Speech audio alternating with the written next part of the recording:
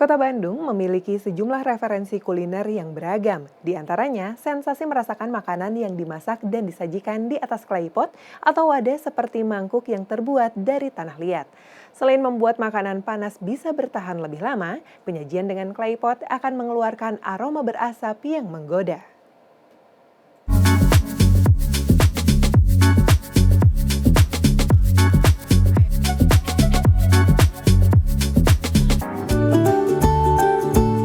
Siapa yang suka seblak? Makanan khas Jawa Barat dengan rasa pedas dan aroma kencur yang khas.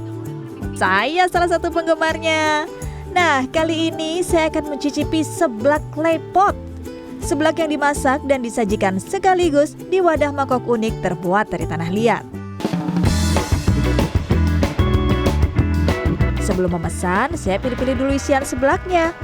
Dari lebih 50 jenis isian, saya pilih aneka kerupuk, telur, ceker dan sayap ayam, sayuran, serta olahan ikan laut. Level kepedasannya pun bisa dipilih sesuai selera yang dihitung berdasarkan takaran sendok. Panaskan minyak di atas klepot.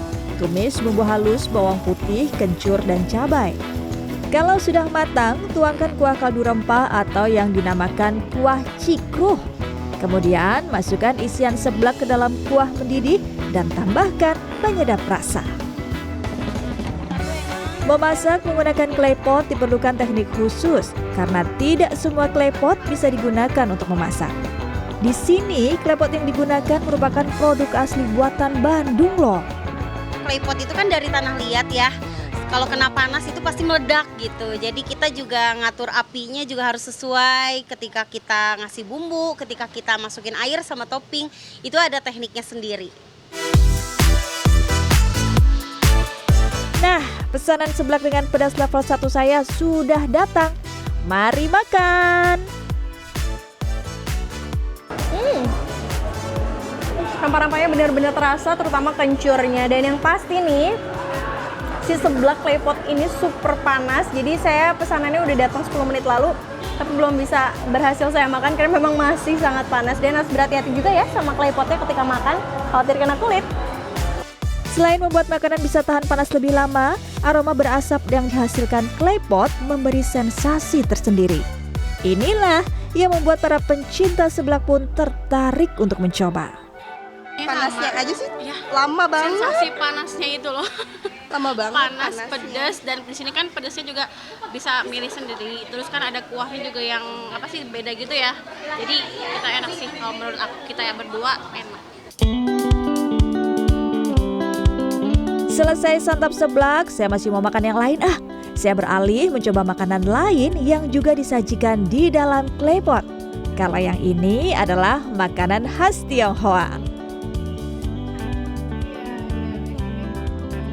Kuah kaldu ayam yang kental dipanaskan di dalam klepot sekitar 5 menit.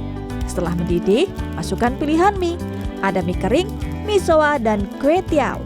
Lalu guyur dengan daging sapi cincang. Kali ini saya pilih mie kering untuk dicicipi. Aroma kaldu ayam nih yang dimasak di atas klepot seperti ini menciptakan aroma yang sangat kaya. Saya mau lanjut makan ya. Di Kota Bandung nih cuacanya lagi dingin, cocok banget untuk makan makanan berkuah yang panas seperti ini. Tidak digunakan sebagai media memasak, di tempat ini klepot hanya berfungsi untuk memanaskan makanan. Karena semua komponen makanannya sudah matang.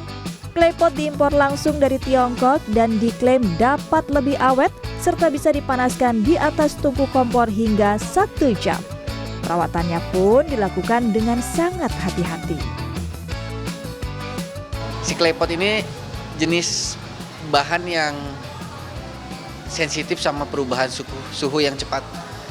Jadi dari panas nggak bisa langsung dicuci, harus kita diamin dulu, harus kita tiriskan dulu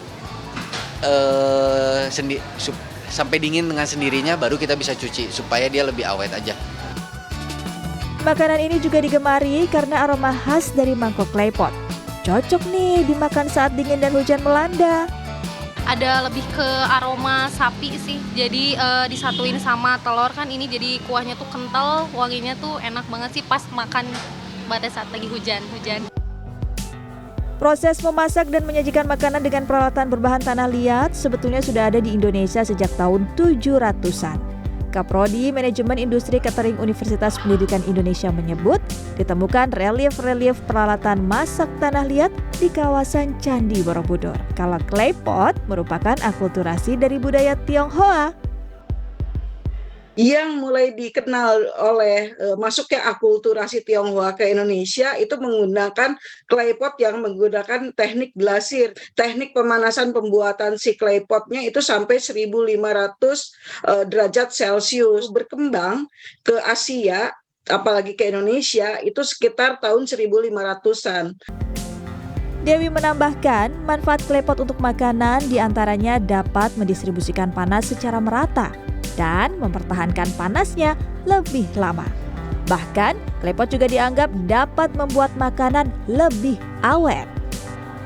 Rizka Rizlia, Rizky Rahadian, Bandung, Jawa Barat.